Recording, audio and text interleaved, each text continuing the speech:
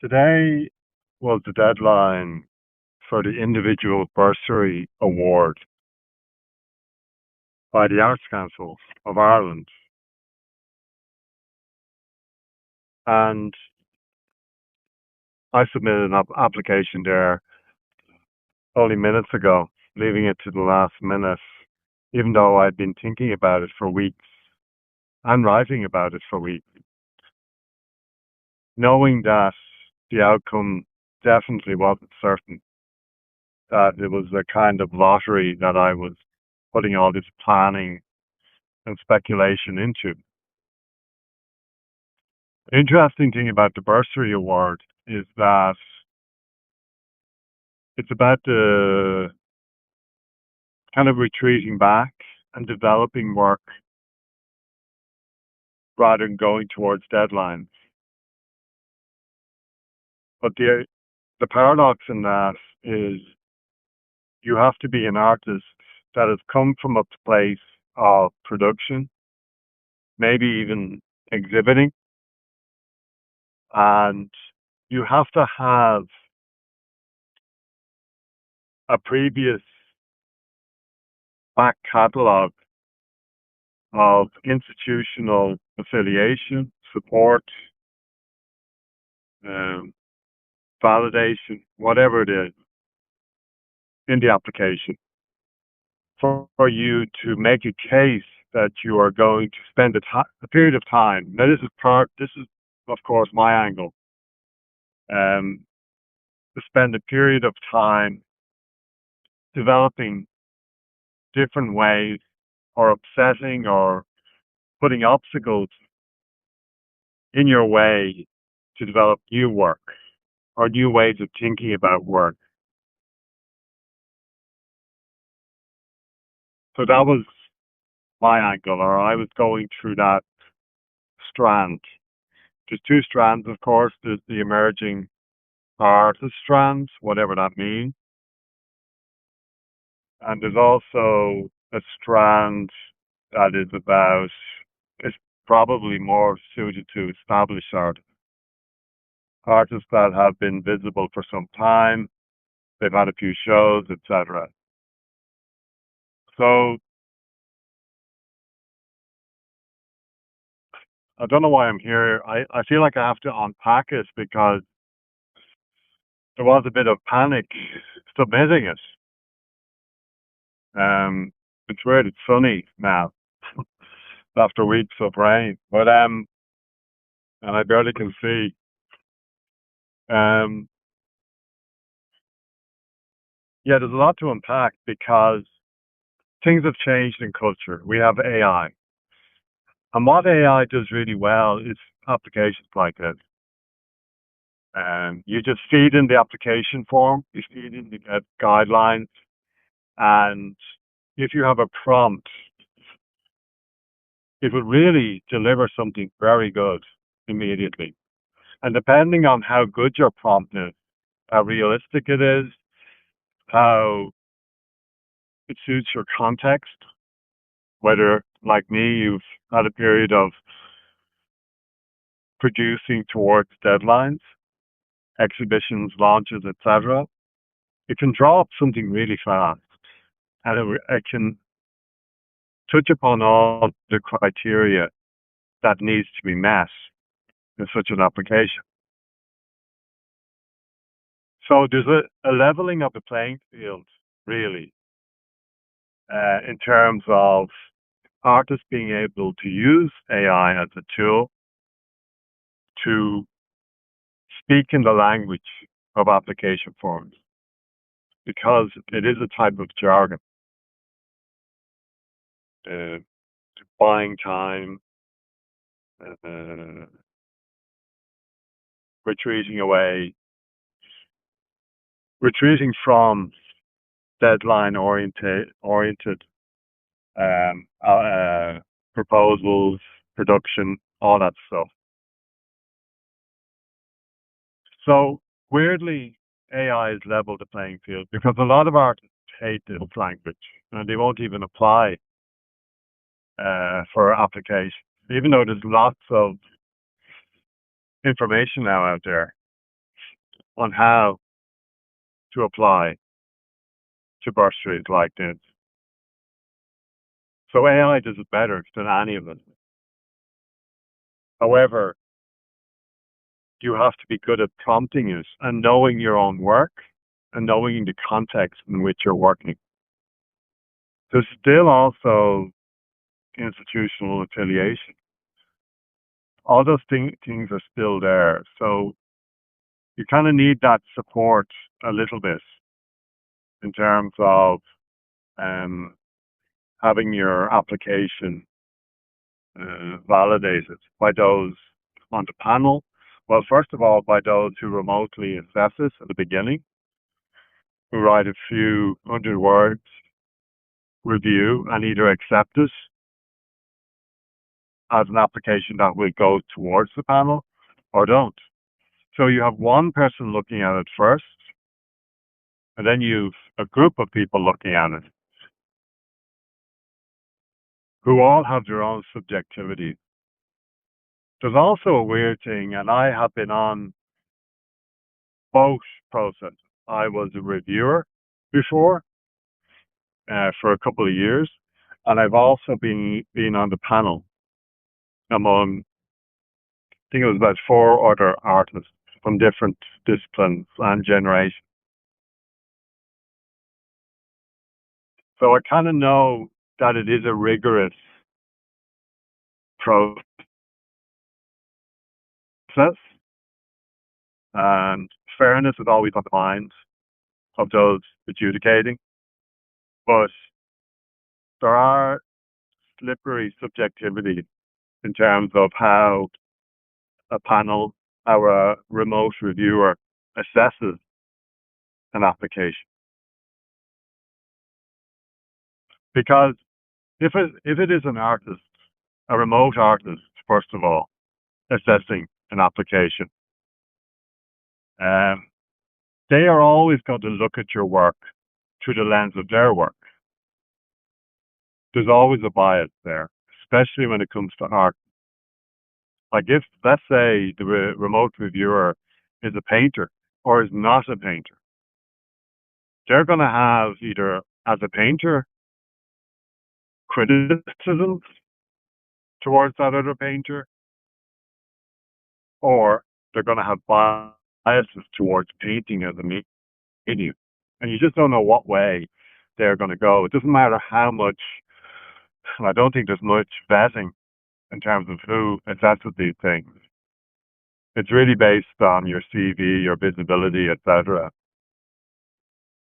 So there's always bias. I'm around artists all the time, and when they speak about other artists, especially in their context, their given context, local artists, artists that are competing for the same exhibitions, funding, etc., they're very critical of other artists because it's a very competitive art scene. So assessment is difficult in this situation because of all those subjectivities in play.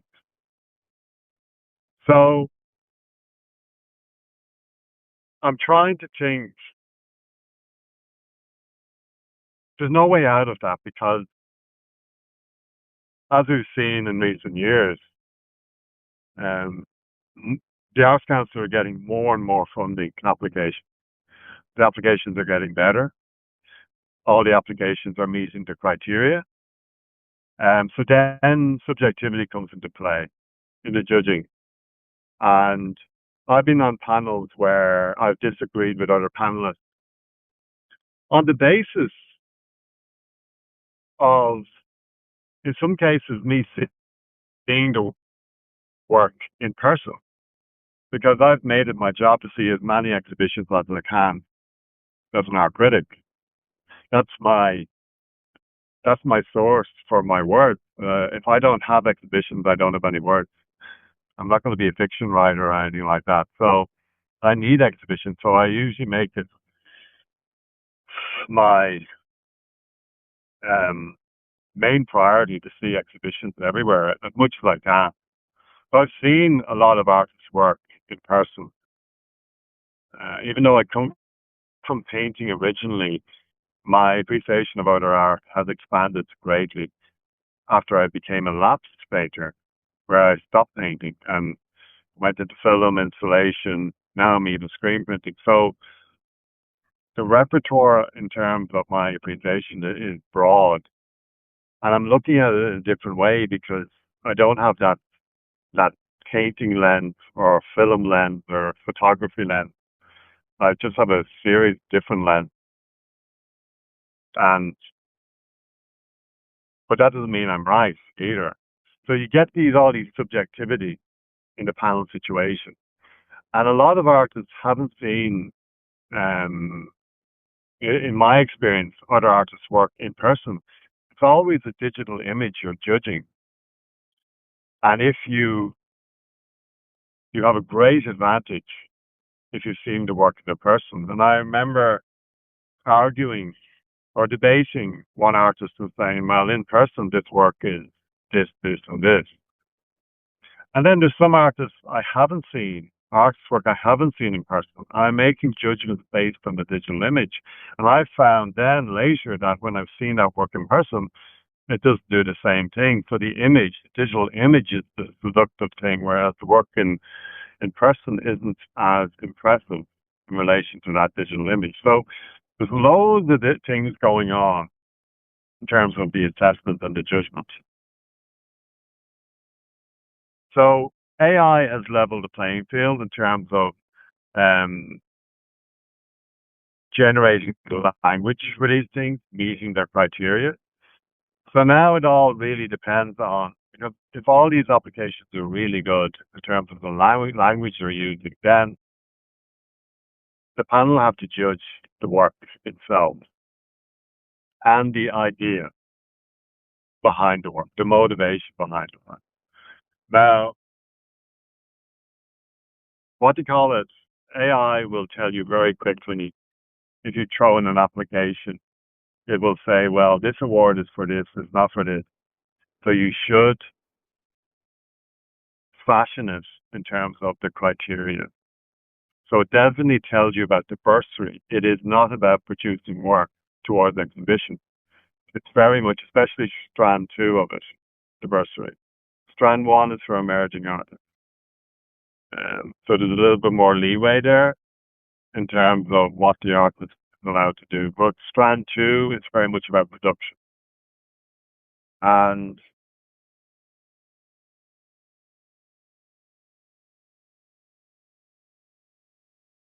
I lost my train of thought there. So yeah, so AI does the job of the language. So it's based on the work and the idea and the context and the motivation. But as I said before, there has to be a certain type of visibility here. Year on year, I asked this question in the panel before. I noticed that one artist is getting funded year on year. This can happen. And it really is based on the trajectory. It is viewed or judged in isolation of other years. So if you win the bursary last year, you can win it again this year. That's no problem. Um, and if your work is developing, it's pushing through, it's showing not just nationally and internationally, if it's gaining momentum, then there is a favorability there. But it's also about a known quantity. It's also about the panel, because of the hyper visibility of some artists and the admiration towards certain artists. There's another bias there because of visibility, like hyper visibility of certain artists. Um, so you're wondering then in terms of, is it based, like, when does the funding stop for certain artists? Even if they alternate between bursary award and project award, like, where does it stop? Like, they're alternating, but they're getting funded year on year. Now, I'm an artist who has been funded, like, over the last 20 years, lots of times for different projects. You do feel every time you apply for the bursary or the project award, you have to change you have to develop new ideas. There is a lot of pressure there. It's a privilege, of course, and we have to say that. that we have a publicly funded art scene, but there is a lot of pressure. Artists are wrenched from their studios. They think about this for months. It's always hanging there in the background, the deadline. Even though I only submitted it today, um, I know that I've been thinking about it for weeks and chipping away at it, been changing it, augmenting it so it'll fit, it'll get better and better or worse and worse. You don't know what you're doing really. So you're thinking about it all the time.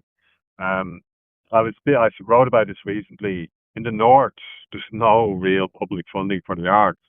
They have a kind of bursary that is launched every 3 years, but not many artists apply to it because it's so competitive. So I don't know what artists are doing in the north in terms of funding. Maybe they're just making art. Maybe they have a job, and um, and every time I've been funded, you always put in a fee for the artist, but because the fee now has become central to funding, the artist has to put in their fee. I remember years ago I didn't put in the fee because I thought that was a bad thing. That you should be putting out on materials and stuff like that. But now it has to be part of the bursary, your fee. But honestly, I know I end up spending money on materials on the project. If I get more money, like the project gets bigger and bigger. It starts off as a screen printing 3 publications, and then it ends up with 3 artists. Then it ends up with, in the past, actually 24 artists and 3 publications. So it just gets bigger and bigger. Now I have a job. I'm a teacher, so I'm also at an advantage. So when I get a bursary, it all goes in to my art making. I'm working with artists. That's it. So I wasn't going all over the place there. I'm trying to figure out and unpack this. Like, I think artists have been changed as well by the project award and the bursary. Because when you sit back and start to reflect on your own practice in that way, and you try to quantify it, qualify it, you are stepping outside of your work. Artists are always questioning their work. I was speaking to an artist only yesterday in one of the Pro City 16 conversations, which is forthcoming, and we talked about that. We talked about being wrenched out of your practice, where you're making the work, you're not judging it as such, and then when you're pulled out of that and you're trying to frame it within a context, you start to see it differently. You start to see research as being really important. You start to see your friendships or your affiliations with other artists, your affiliations with institutions as central. And if they do become central when you are applying for funding. Because those artists that have those affiliations just look stronger because they're getting that validation by established artists or institutions that have a kind of reputational economy. So you're thinking about all that outside world, all that outside noise, and then you're framing it, you're getting mentors on board, it's a kind of machine that I don't think it's healthy for the art. And then when you go through that, and then you emerge out of it, and then you're waiting months and months for this money to arrive, which you're hoping that it will. You, against all hope, you want, you need this money to do the thing that you fantasize about. It becomes a fantasy then. And then if you don't get it, you're you're destroyed. And if you do get it, you just go, oh my God, I have to do so much now. And you're locked into this thing, especially in the project award, which is a little bit different. I think the bursary is a little bit healthier in that it is about development. So we're really lucky to have public funding, but I also wonder what the art scene would look like without it. I know that's a horrible thing to think, but I'm just thinking how artists would be. Um, there is a lot of envy out there. Um, for those artists that have received it, especially those artists that receive it a lot. And like I'm in a weird place in that I'm not an artist as such, in that even though I think I am, but I stopped exhibiting. I stopped becoming, I stopped being an exhibiting artist years ago. And, but I'm still making work. So I don't know what that means, especially for a funding proposal. So yeah, there's a lot of stuff there, but I don't know if that makes sense. I know a lot of people, a lot of artists now are exhausted after applying to this thing, and they're wondering. I had a nightmare because I don't have Word on my Mac. I'm just so bad. So I know this is coming for the application. And the day before, I started to panic because those little grey boxes that you input the information in on a Mac, especially if you don't have it. And I know there's other free programs that you can use, but they don't work anymore. I don't think they work. Maybe it's the model of my Mac or something. It's just so I had to borrow my kid's computer to do it this morning just before work. And just I was up at 5 thinking about this thing. Even it's like it's just great. So maybe I should have put in funding for getting Word on my computer to apply for the Arts Council. That'd be a really good line, wouldn't it? It's too expensive, I think. I just can't afford. I just don't want to pay for that. I'd rather pay for ink or screen printing and stuff like that, or paper. So yeah, funding. I think that's it. I just think this is a new year with the development of Chat GPT and how well that does it. Something is shifted. I think all the applications are